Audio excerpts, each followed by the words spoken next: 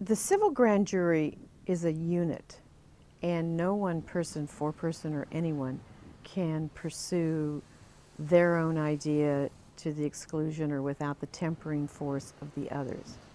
I'm not saying people don't come on with something they really want to push, but I've not seen it be successful in the 2 years that I've served. At the time you start, you don't know what topics you will end up investigating. The topics are chosen by the current grand jury, and our first go around, we probably had 50, maybe 60 possible topics up on the board. Then we winnowed it down and winnowed it down to where we got to the topics we would look at. The first one would be accountability in city government. You know, how does the city function, and in what ways does the city perhaps embrace business concepts in analyzing and evaluating its programs? We felt that if you made a prediction that something was going to not cost something or something would cost something in ordinary business, you would follow up and you would analyze and make sure that you were on target. And if you weren't on target, then you'd go back and revise your analysis or your system of analysis to get better predictions. We felt that a business practice would be that if a department is required to file these reports, there'd be follow-up. They'd be reviewed, they'd be analyzed, and someone would do something about them. Another topic was the topic of homelessness, recognizing that a significant amount of the budget goes to the homelessness program. How is the money being spent, and is it being effective? The city has made great strides in finding homes for the homeless. However, the perception of homelessness by the citizens is that it's not necessarily being solved. Drinking in the parks, drug use in the parks, panhandling in downtown tourist areas, sleeping in neighborhoods, those sorts of problems, which the citizens are still seeing, and makes them wonder, well, what are we doing for the homeless? Are we being successful?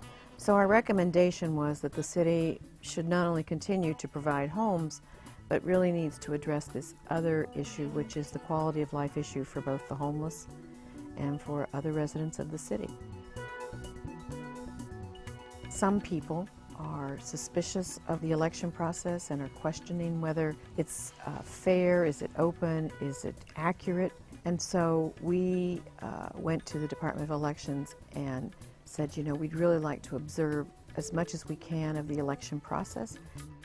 It was a time-consuming report because we observed 4 elections in our term, but the problems were fairly clear-cut.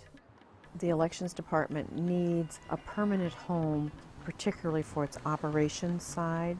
They took out a 4-year lease, I believe, at Pier 48, and that did ameliorate the operations side for a while. But that's a short-term lease, and so the city should be committed to finding a permanent home for the Department of Elections operations.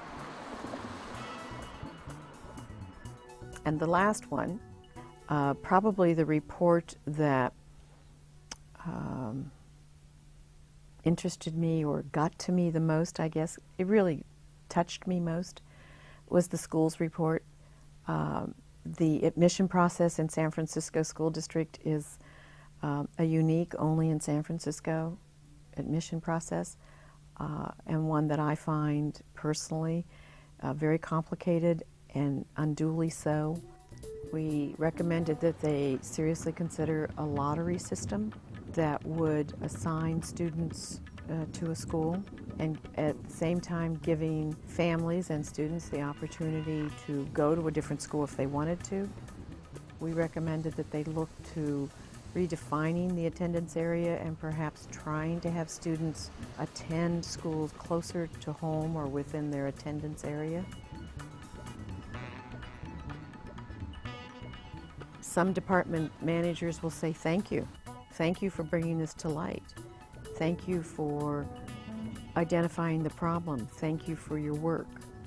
Others would wish that we had not asked the questions, maybe don't appreciate the way the report is worded, disagree that the problem identified is a problem, One of the things a civil grand jury has to be careful about is that you maintain an objectivity and that your report be factually based and that your recommendations are based on findings and not just something you feel or think. It is reviewed by the presiding judge, and he signs an order granting that it can be issued.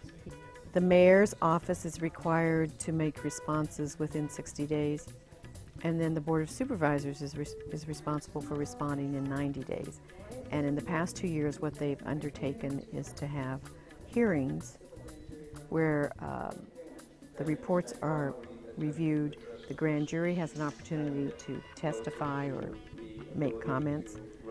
The departments are invited to come and make comments where they disagree, where they agree, and then the public can comment. If a person would like to learn more about the reports, they can go to the SFGov website, go to courts, and then under courts you will find civil grand jury.